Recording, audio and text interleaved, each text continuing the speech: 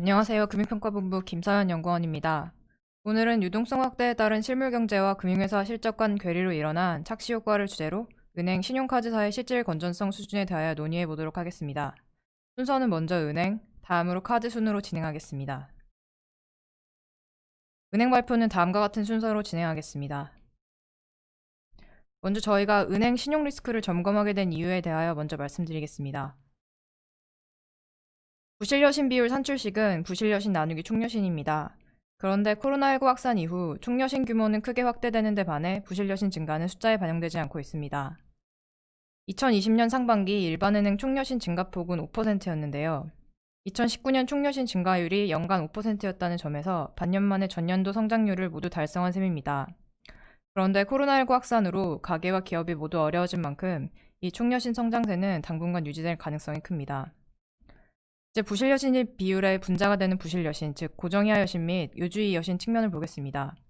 표를 보시면 약 90조 원에 해당하는 여신에 대한 자산 건전성 분류가 유예되었습니다.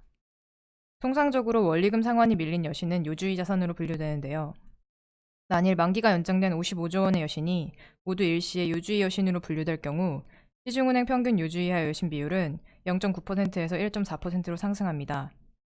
또한 신규 집행된 내출건의 경우에도 상환 여력이 통상적으로 떨어진 차주에게 실행되었을 확률이 매우 높기 때문에 실제 은행의 재무 안정성은 지표로 나타나는 것보다는 다소 저하되어 있을 가능성이 매우 큽니다.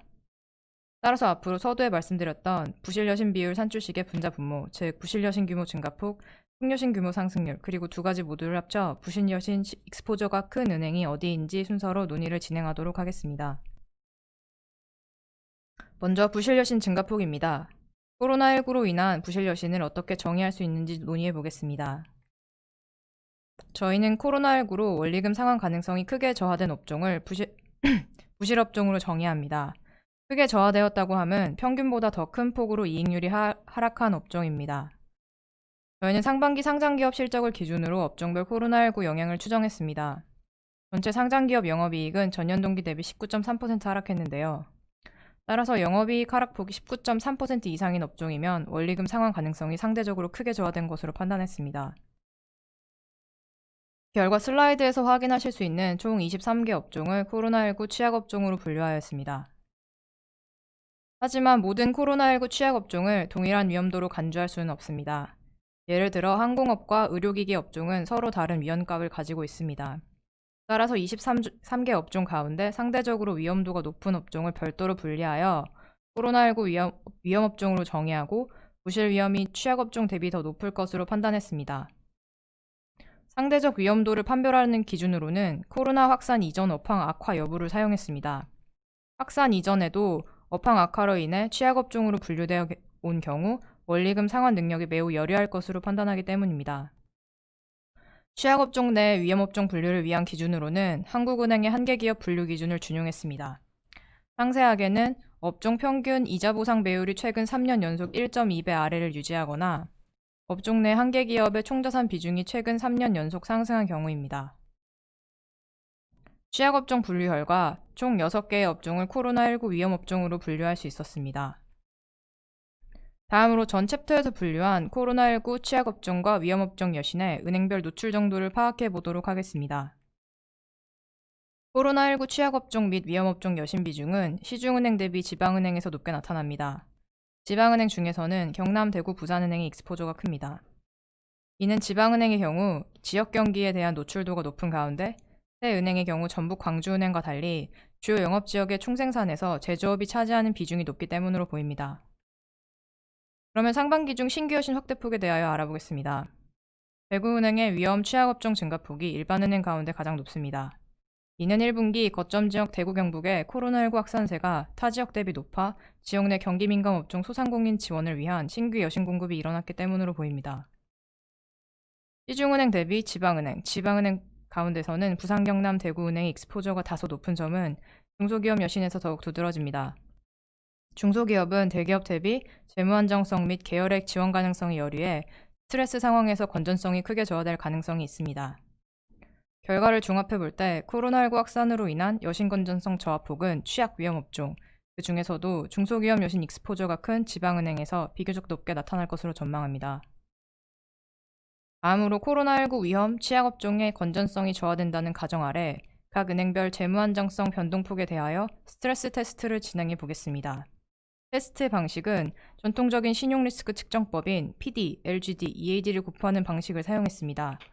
여기서 PD는 부실 여신 비율, LGD는 충당금 적립률, EAD는 코로나19 취약 및 위험업종 익스포저가 될 것입니다. 기본적으로 자산 건전성 수준은 실물 경기 충격을 감안해 2008-2009 금융위기 수준으로 해기된다고 가정했습니다. 다만 지난 10년간의 업황 변동을 반영하기 위해 금융위기 시기 업종별 부실 여신 비율과 상반기 영업이익 하락폭의 분포를 각각 표준화하여 산출한 업종별 표준 이연값을 일대에 대응하는 방식을 활용하였습니다. 또한 영업이익 적자가 지속되고 있는 취약 위험업종에 대해서는 추가 위험 가중치를 부여하는 방식으로 업종별 위험값을 차별화했습니다. 또한 시나리오 1, 2, 3으로 진행될수록 부실화 정도가 높아진다고 가정했습니다. 이외 자세한 가정은 슬라이드를 참조해 주시면 감사하겠습니다. 앞에서 설명드린 가정을 바탕으로 스트레스 테스트를 실시한 후 이를 은행업 신용평가 방법론에 대입해 재무 안정성 지표의 변화를 파악해 보고자 합니다. 은행의 경우 단기적인 수익성보다는 보다 장기적이며 본질적인 차이점, 즉 여신 포트폴리오 위험도에서 출발하는 자산 건전성 및 최종 손실 흡수 능력인 자본 적정성이 신용평가에 있어 주요한 요소입니다. 따라서 스트레스 테스트 결과 역시 자산 건전성과 자본 적정성 요소 등급의 변동이 있는지 여부를 중점적으로 논의하도록 하겠습니다. 스트레스 정도가 가장 낮은 시나리오 1에서는 일반은행 평균 고정이하 여신 비율과 BIS 자본 비율이 각각 0.4, 0.2%포인트 저하됩니다. 은행 가운데에서는 경남, 부산, 대구은행의 고정이하 여신 요소 등급이 하향 조정됩니다. 스트레스 수준을 조정하여 금융위기 수준으로 맞춘 시나리오 2에서는 일반은행 평균 고정이하 여신 비율과 BIS 자본 비율이 각각 1.0, 0.4%포인트 저하됩니다. 이때 한국 SC은행을 제외한 모든 일반은행의 고정이하 여신 비율 요소 등급이 하향 조정됩니다. BIS 자본 비율 요소 등급의 경우 우리은행과 경남은행의 요소 등급이 하향 조정됩니다. 한편 추가 충당금 적립의 경우 경남, 대구, 부산은행의 부담이 가장 큰 것으로 나타납니다. 마지막으로 스트레스 강도를 금융위기를 초과하는 수준으로 상향한 시나리오 3 결과입니다. 일반은행 평균 고정이하 여신 비율과 BIS 자본 비율이 각각 1.3, 0.6%포인트 저하됩니다. 한국 SC은행을 제외한 모든 일반은행의 고정이하 여신 비율 요소 등급이 하향 조정되며 BIS 자본 비율의 경우 우리 경남은행의 요소 등급이 하향 조정되는 것까지는 시나리오 2와 동일합니다. 다만 시나리오 3에서는 호남지역 거점 지방은행과 외국계 일반은행 4행을 제외한 모든 일반은행의 추가 충당금 적립 부담이 전년도 순이익의 50%를 초과합니다. 스트레스 테스트 결론을 말씀드리겠습니다. 코로나19로 인한 국내 일반은행의 실질 고정이하 여신 비율 수준은 6월 말 0.4% 대비 최대 1.3%포인트 상승한 1.7%에 달할 것으로 보입니다. 참고로 2010년 일반은행 고정이하 여신 비율은 1.9%였습니다. 특히 코로나19 취약업종 및 중소기업 여신 노출도가 큰 지방은행이 시중은행 대비 저하폭이 큽니다. 지방은행 가운데에서는 연초 코로나19 확산 이후 지역 내 숙박음식 주점업 등 임금업종을 중심으로 여신 규모가 커진 대구은행과 지역 내 개조업의 기여도가 높은 경남, 부산은행의 건전성 저하 가능성이 상대적으로 높습니다. 다만 자본 적정성의 경우 은행들이 현재 보유하고 있는 자본 전축력을 감안하면 기업 여신 건전성이 저하되더라도 그 영향은 중대하지 않을 것으로 보입니다. 마지막으로 향후 은행 신용평가 방향성에 대하여 말씀드리도록 하겠습니다. 실물경제와 은행 실적 간 괴리가 심화된 가운데 취약업종의 실질 건전성 추가 저하에 따른 자산 건전성 상승 우려가 상존하는 상황입니다. 이러한 요인을 바탕으로 취약업종 여신의 건전성 저하를 가정해 실시한 스트레스 테스트 결과 대구, 경남, 부산은행의 건전성 저하 가능성이 상대적으로 높은 것으로 보입니다. 다만 새 은행은 현재 BI 자본 비율이 높은 수준이어서 충당금 추가 적립으로 인한 자본 적정성 지표 하락은 감내할 수 있을 수준으로 예상됩니다. 그러나 경기 회복이 지연되는 상황에서 은행들의 신용 공급 규모는 상당한 시간 동안 확대될 것이며 그 결과 위험 가중 자산 증가에 따라 자본 비율은 하락을 지속할 가능성이 매우 높다고 보고 있습니다. 이 가운데 금융위기 수준 이상의 충격을 가정할 경우 전반적인 은행들의 자본 적정성 수준이 크게 저하될 가능성을 배제할 수 없습니다. 따라서 나이스 신용평가는 향후 코로나19 확산으로 인한 경기 침체의 지속 시간 및 심도, 국내외 실물 경기 추이 및 정부 정책 변동에 따른 치약 차주의 자산 건전성 저하 여부, 실질 자산 건전성 수준을 반영한 충당금 적립 여부 및 이연가중자산 확대, 유보이익 감소에 따른 자본 적정성 저하 여부 등의 요인을 면밀히 모니터링해 신용등급 결정 과정에서 반영할 계획입니다. 다음으로 카드 업종으로 넘어가겠습니다. 신용카드업 발표의 순서는 다음과 같습니다. 먼저 은행과 동일하게 카드사 신용 리스크 점검 이유에 대하여 먼저 살펴보겠습니다. 우측 그래프에서 보시듯 6월 말 기준 카드사 연체율은 매우 안정적인 상태입니다. 다만 연체율은 동행지표가 아니라 후행적 성격이 큽니다. 연체율의 선행지표로는 연체전이율, 신규대출 증가율, 한도소진율이 통상적으로 사용됩니다. 여기서 한도소진율의 경우 가계의 DTI, 즉 처분가능소득 대비 부채 비율을 준용할 수 있습니다. 좌측 그래프를 보시면 가계 전반의 한도소진율이 상승하고 있음을 보실 수 있습니다. 신규대출 증가율을 확인해보면 우측 그래프의 진한 검정선이 카드사를 포함한 여전사의 가계대출 공급액인데요. 상반기에는 타 금융업종 대비 증가폭이 크지 않습니다. 다만 카드사와 대출자산 고객군을 공유하는 저축은행의 신규대출 성장세가 금융업권 평균 대비 뚜렷하게 높습니다. 특히 최근 저축은행의 가파른 요신 성장세는 중금리 신용대출 규제 완화에 바탕을 두고 있습니다. 따라서 직접적으로 여전사 가계대출 규모는 확대되지 않았지만 중신용 이하 차주들의 전반적인 대출 규모가 빠르게 증가했다는 점에서 곧 다중채무자와 관련한 위험이 증가하고 있는 것으로 보고 있습니다.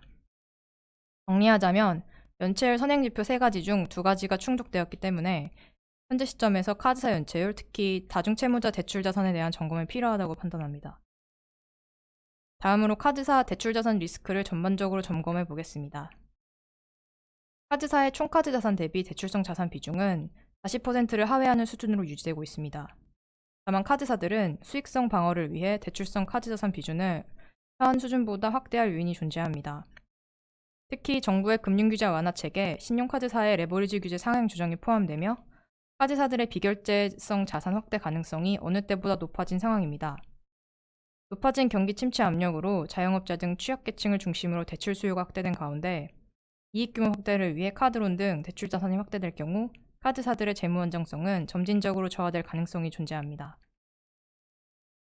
그러면 서두에서 리스크 점검이 필요하다고 말씀드린 다중채무자 자산 비중을 살펴보겠습니다. 다중채무자는 통상 금융회사 대출 3건 이상 차주를 지칭합니다. 6월 기준 총카드 자산의 40% 수준입니다. 또한 신용카드사의 대출성 카드 자산 내 다중채무자 자산 비중은 꾸준히 상승하는 추세입니다. 정리하면 대출성 카드 자산의 비중이 높을수록 그리고 대출성 카드 자산 내 다중채무자 자산 비중이 높을수록 연체율 측면에서 취약하다고 볼 수 있습니다. 다중채무자 자산 중에서도 상대적으로 더 위험한 자산은 저신용 차주가 보유한 자산입니다. 이유는 연체율표에서 음영으로 처리한 부분에서 확인하실 수 있습니다. 따라서 앞으로 저신용자 관련 다중채무자 자산을 취약자산으로 6등급 차주 관련 다중채무자 자산을 잠재취약자산으로 분류하도록 하겠습니다. 2020년 6월 말 취약자산의 대출성 카드자산의 비중은 17.5%이며 잠재취약자산 비중은 20.4%입니다. 과거 대비 취약자산의 비중은 소폭 줄어들었으나 잠재취약자산의 비중은 확대되었습니다. 마지막으로 회수 대상 연체원금 대비 현금 회수액을 의미하는 회수율에 대하여 알아보겠습니다. 회수율은 곧 부도시 손실률과도 관련이 있습니다. 6월 말 카드사 합산 회수율은 2008년 12월 말 대비 약 50% 하락했습니다. 이는 다중채무 확대로 인해 연체차주의 원리금 상환 가능성이 약화되었기 때문으로 보고 있습니다. 즉, 동일한 연체율 상승 충격을 가정했을 때 카드사의 손실폭은 과거 금융위기 시기 대비 클 확률이 높습니다. 다음으로 카드사별 취약자산 익스포저입니다. 전반적으로 시장 점유율 기준 중하위 카드사의 대출자산 확대폭이 두드러집니다. 이는 결제자산 경쟁 심화 및 규모의 경제 미흡으로 떨어진 수익성을 방어하기 위한 목적으로 보고 있습니다.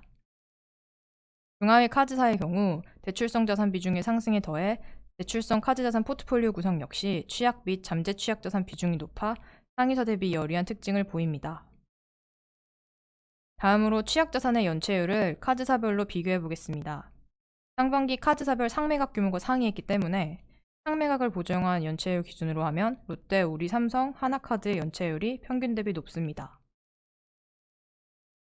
마지막으로 논의한 취약자산 익스포저, 취약자산 연체율을 기반으로 작성한 리스크 매트릭스를 살펴보겠습니다. X축은 연체율과 회수율을 조합해 산출한 부도시 최종 손실률이며 Y축은 잠재 취약자산으로 비중으로 산출한 부도시 익스포저입니다. 리스크 매트릭스 결과 위험도는 롯데, 하나, 우리카드가 가장 높고 신한, 삼성이 다음이며 가장 낮은 위험도를 보유한 카드사 그룹은 KB국민카드와 현대카드입니다. 결론적으로 다중채무자 관련 대출자산 리스크는 중하위 카드사에서 상대적으로 높을 것으로 보고 있습니다.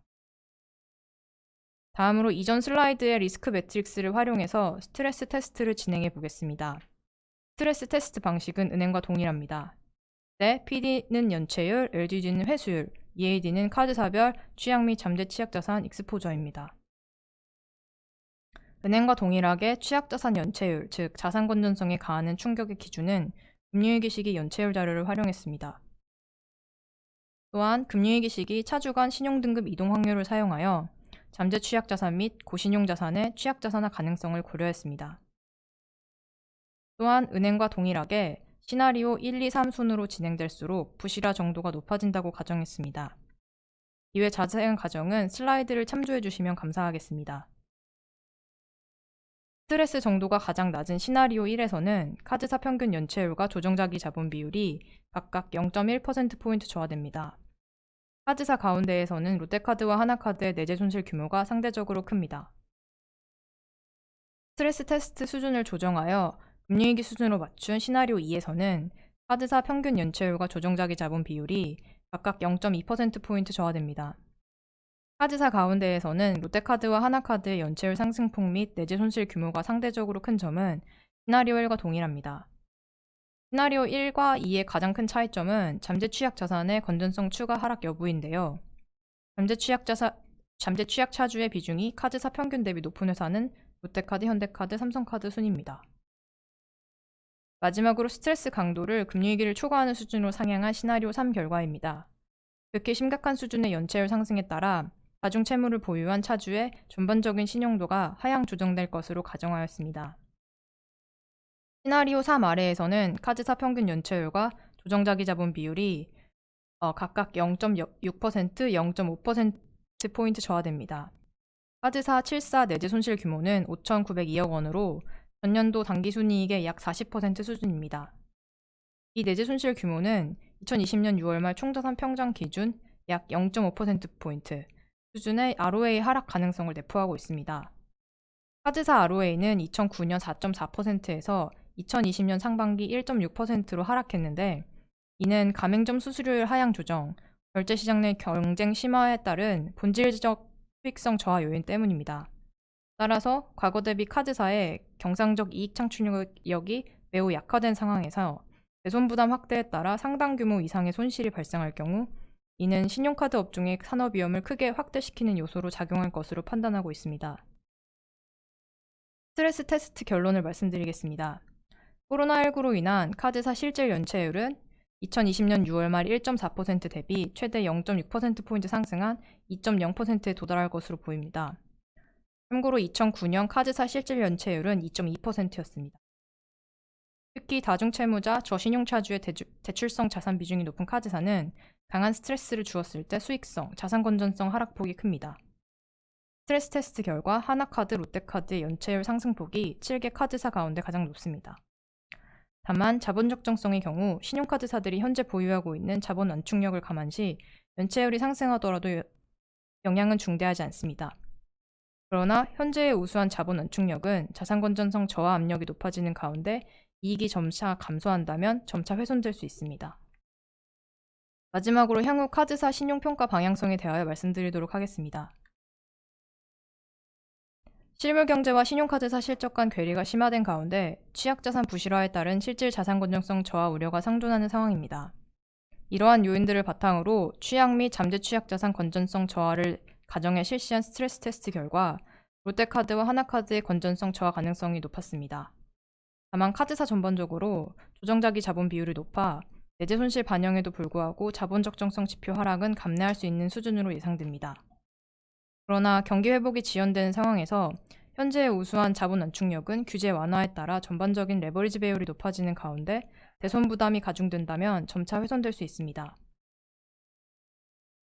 아울러 카드사 대출 비즈니스의 주 고객층인 중신용자들의 다중채무 부담이 높아졌기 때문에 카드사의 보수적인 리스크 관리에도 불구하고 고객권을 공유하는 타 금융권에서 연체 등 채무 불이행 확률이 높아질 경우 이는 시간을 두고 카드사의 연체율 상승을 유발하는 주요 변수로 작용할 수 있습니다. 따라서 다중채무자의 원리금 상환 가능성 저하를 중심으로 지속적인 모니터링이 필요합니다. 따라서 나이스 신용평가는 향후 신용카드사의 사업 포트폴리오 변동 여부, 대출성 카드자산 포트폴리오 내 취약자산 및 잠재 취약자산의 비중 및 연체율 추이를 비롯한 전반적인 리스크 관리의 적정성, 실질 연체율 수준을 반영한 충당금 적립 여부 및 국내외 실물 경기 추이 및 정부 정책 변동에 따른 연체율 상승 가능성 등의 요인을 면밀히 모니터링해 신용등급 결정 과정에서 반영할 계획입니다. 이상으로 발표를 마치겠습니다.